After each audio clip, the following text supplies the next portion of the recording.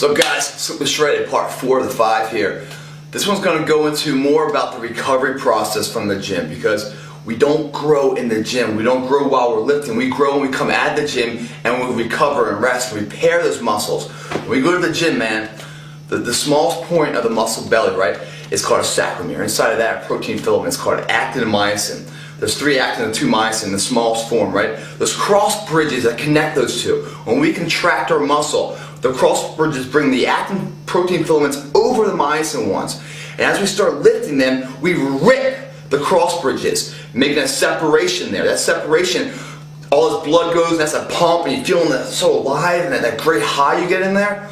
Well, that's when it rips and they separate. So you must then rest to have these things grow back, elongate to get back to their original protein, actin and myosin filaments. That is elongation of the muscle. That's the growth we want.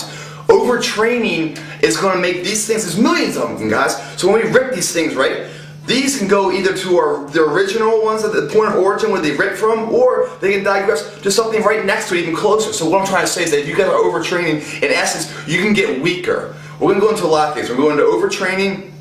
We're going to go into the DOMS effect, that delayed onset muscle soreness that we get, that feeling. We're going to get injuries from the gym. Are you injured, or are you just hurt? We're going to go into different elements of heat and ice, at battle. Which one's better there? We're going to do self-prognosis with the rice factor of rest and ice and compression and elevation. So we got a lot to go into, a lot more on my site, guys, but I'm going to just speed through this and get through as much as I can to give you guys some information on really how to recover after the workout. That X factor that we just put into ourselves, that great lifting we just did, to get the most bang for the buck. Make sure we get all the work that we did in the gym turned into principle of muscle growth, whatever our goals in the gym are, that we get all that. We just did the work, now let's get paid for the work, right? If you guys are coming out of the gym and you're not resting, that's the equation, right? You have the 4 equations, you know, with lifting, and then your cardio, and your diet and nutrition, and then your rest. They all hold equal weight. If you just lift every minute of the day, you're going to get weaker, guys. You've got to have time to rest and recover. So let's really get smart here to know what the recovery process is so we can optimize our efforts in the gym. Okay, so back to what I was saying, those actin and myosin filaments, when we rip them, the overtraining aspect is this. There's millions of them, so they either go back to the point of origin, or let's go back to the closest one. So if we rip them, and now we're supposed to rest, right? But we don't. We overtrain. We get back in there first. We get back in there again before they've totally grown back, right? What happens right here? They won't grow back.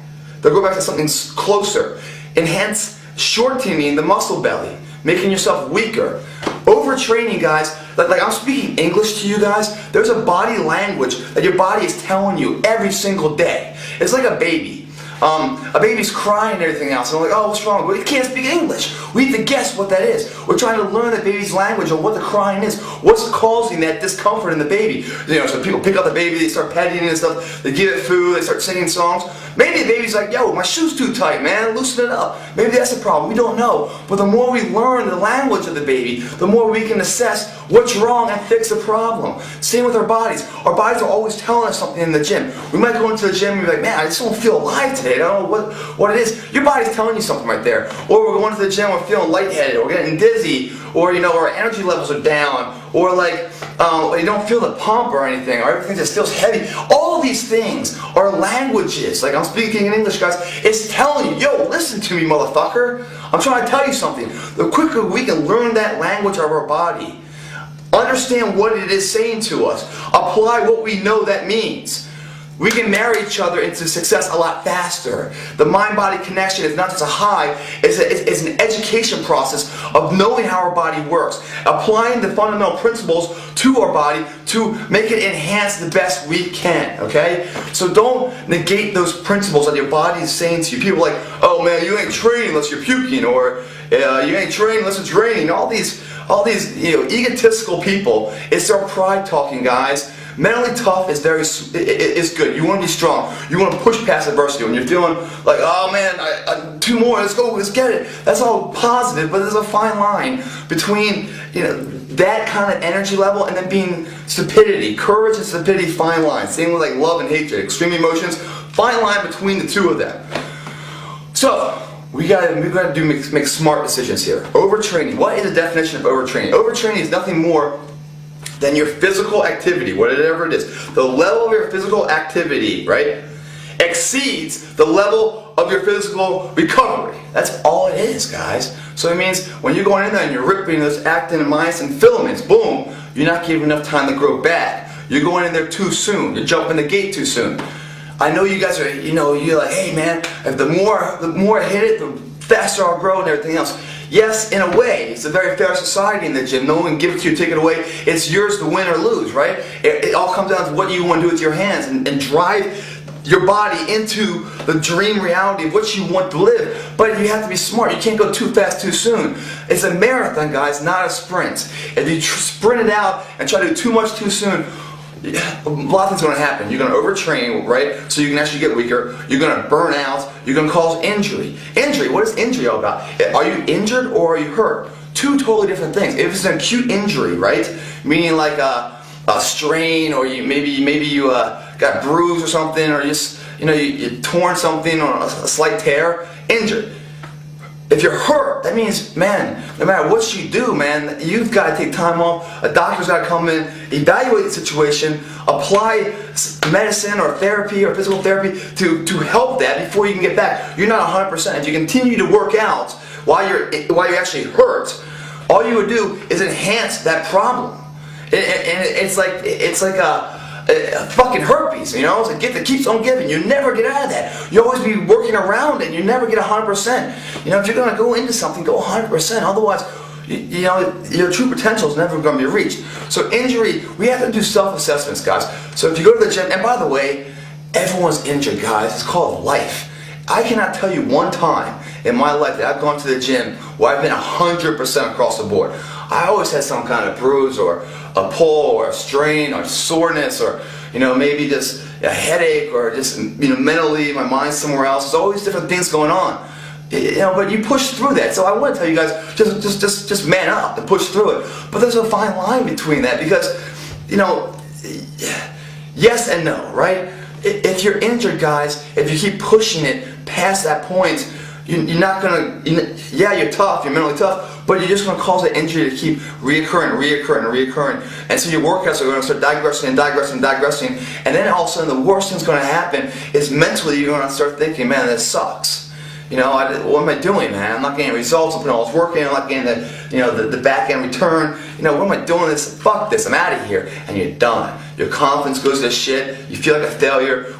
All from one little injury because we didn't assess the problem. So when you guys go into the gym and you feel something like, oh, I don't know what's happening there. My back's a little sore or whatever else.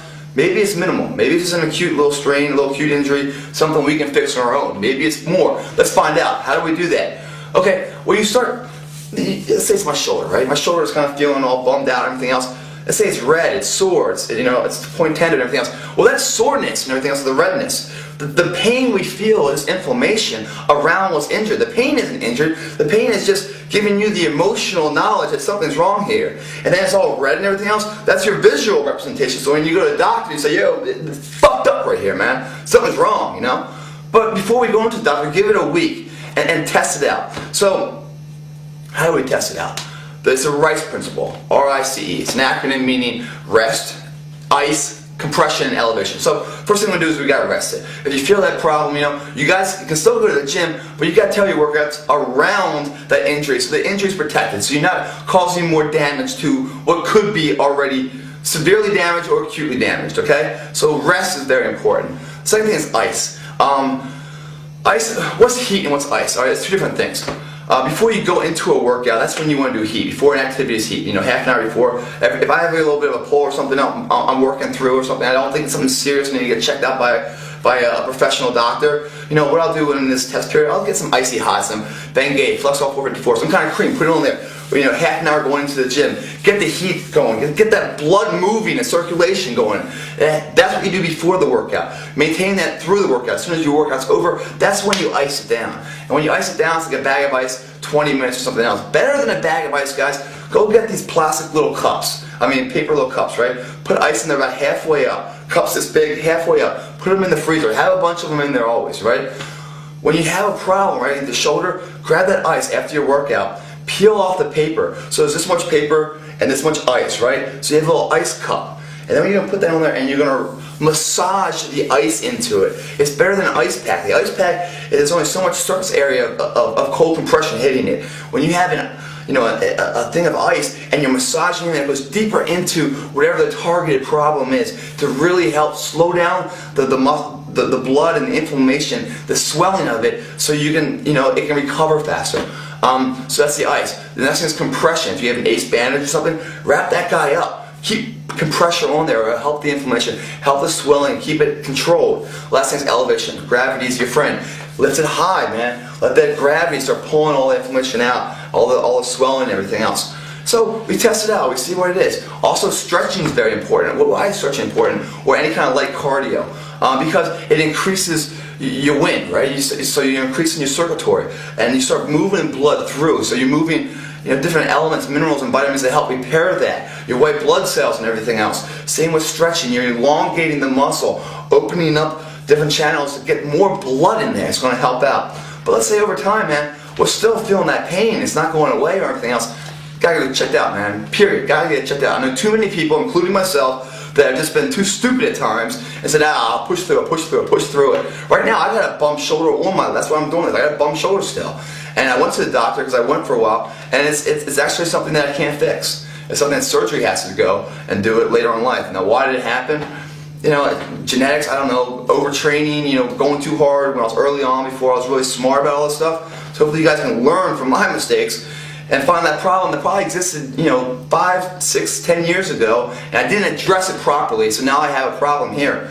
I can still go, but one day it's going to fucking hit. And then I'm going to have to go get some surgery. I'll be out for a couple months. And doesn't that suck? Because when you're out, guys, when you have an injury and you keep pushing it, what will happen is you push yourself into the hospital bed. Or push yourself out of the gym for 2 months. And what happens there is we get this mental problem in our heads, this depression that, man, before that mind-body connection was so strong because I felt alive when I went to the gym. I felt like I was on top of the world. Now all of a sudden I'm bedline, I'm sidelined. I can't be part of it. And what my medicine, what pulled me out of the depression, that physical activity of work, dealing with stress in a physical state, is no longer an arsenal in my weaponry. I can't use that because I've injured myself. I wasn't smart. So now I'm just sitting there thinking about how much it sucks and I can't do anything. It's like my hands are tied, Then depression starts hitting in, and then one thing, a domino effect, hits another aspect of your life to another aspect of your life. Then you're just buried in a hole, man. The debt of life.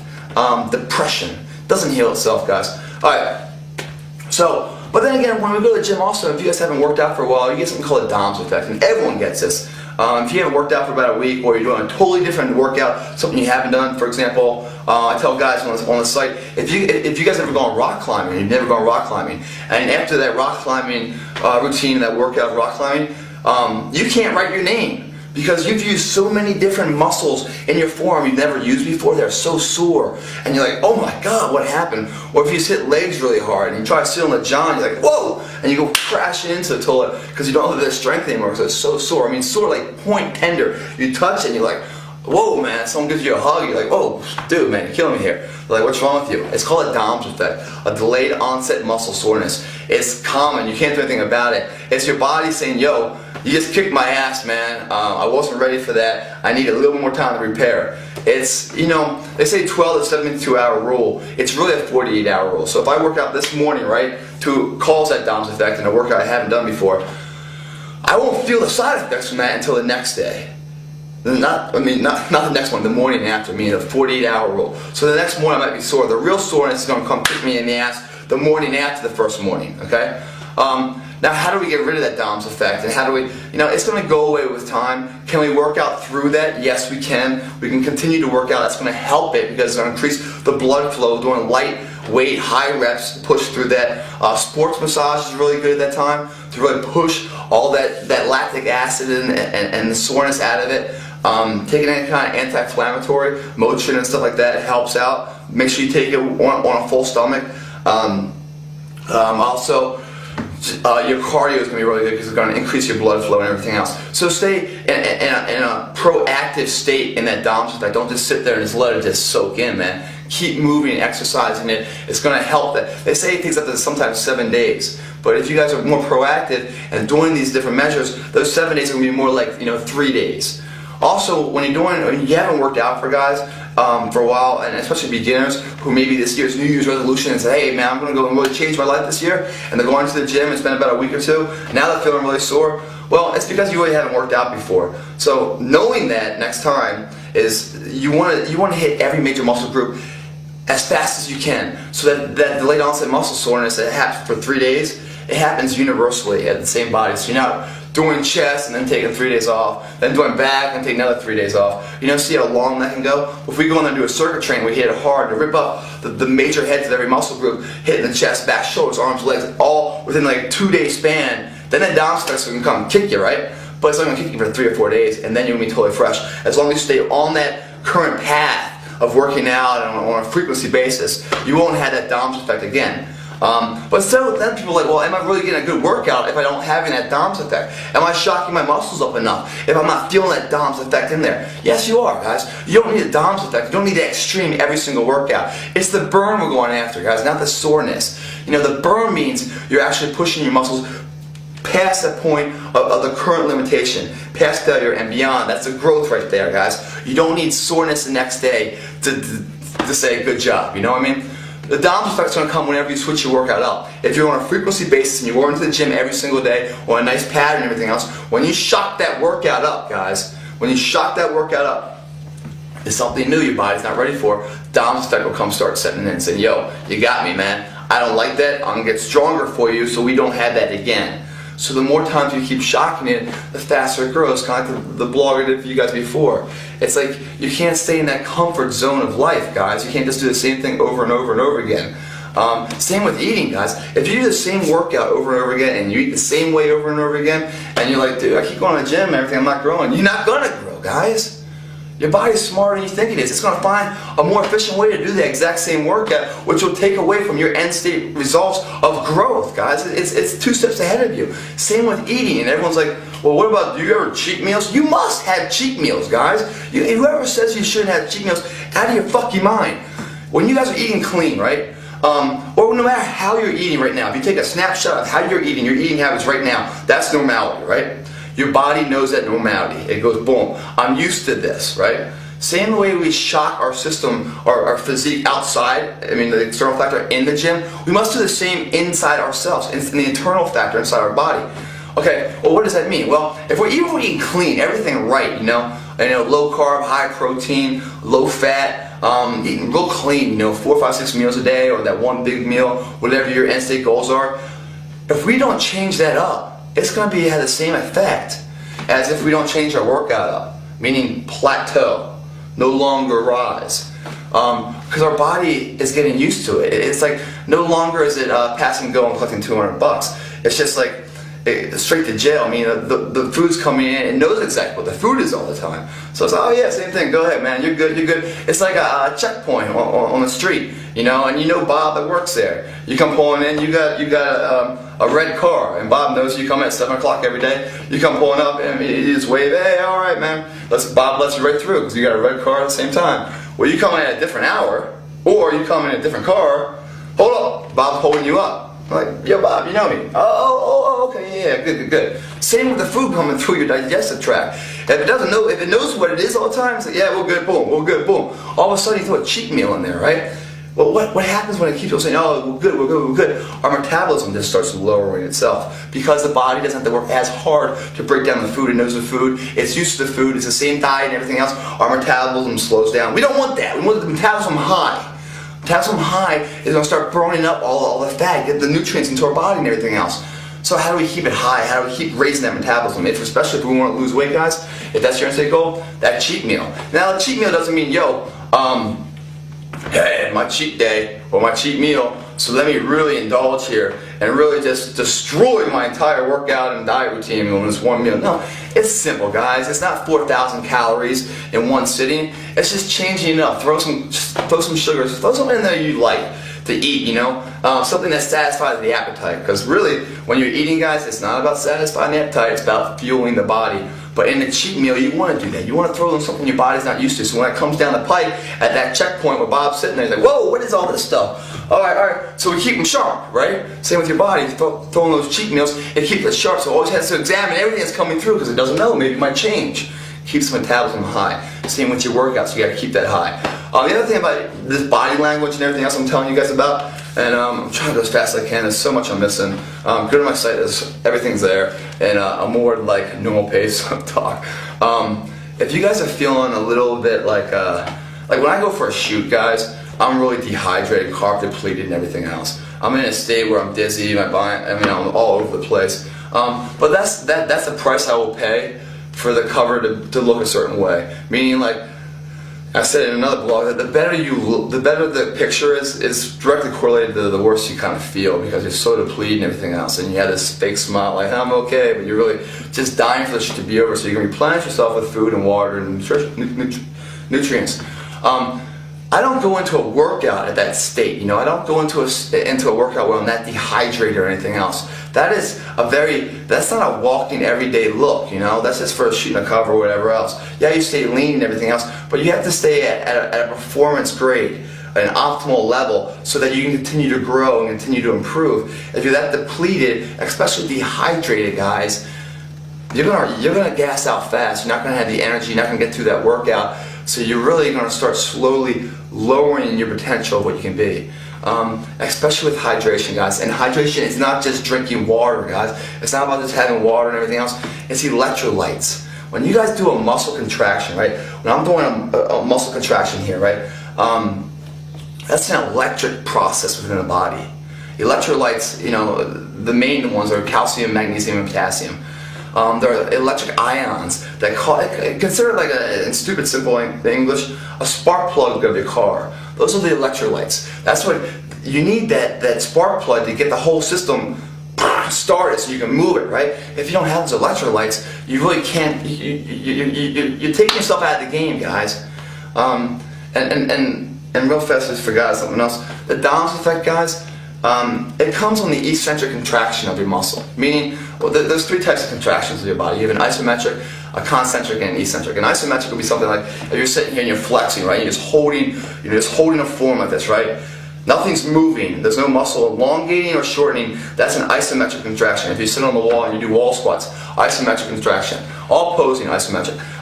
Very good, by the way, for especially if you go into a shoot and stuff, to really burn that up and really striate and see all the things you have. The other one is a concentric contraction, the shortening of the muscle. So if I grab my arm, I'm doing bicep curl here, right? And I bring my arm up, I'm shortening the belly of my bicep right here, right? Shortening it. That's a concentric contraction. The opposite of that would be eccentric contraction. It's a contraction of a muscle in an elongated state. So like the negative rep, you know, when you guys are doing negative reps or negative drop sets and stuff, or when I curl up, I'm bringing the weight back down, you know, that's the eccentric contraction. The reason why I'm emphasizing the eccentric contraction, that is where all the Dom's effect comes, guys. It doesn't come in the isometric, somewhat, not in the concentric, just in the eccentric, guys. The eccentric contraction right there.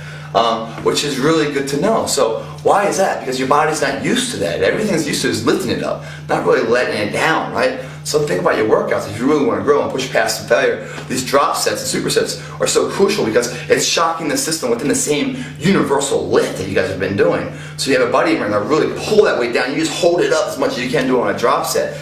You get killer results. You will get the Dom's effect big time too. But that Dom's effect is just telling you, good job, man. You just killed it in the gym. Get ready for some growth. Growth doesn't happen, guys, in the gym. Again, 360, we're coming back to the end of this now.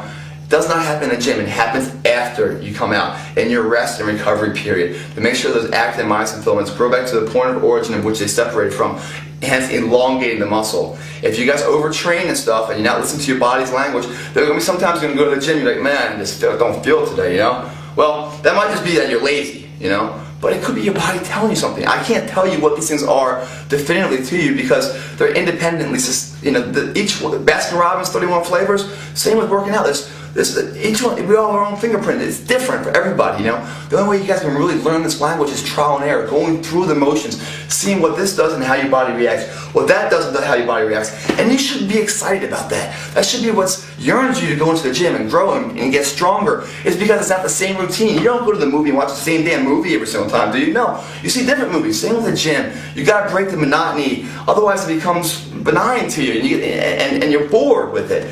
You cannot get bored in the gym. Always excited, always changing things up, seeing how your body reacts. It's like a big hide and go seek, you know? Which exercise is going to hit this one the best? Okay, and guess what? Once you find it, get ready for it to change because your body's 2 steps right there ahead of you, making it easier for you, so you gotta shock it up again. But again, the growth comes outside of the gym.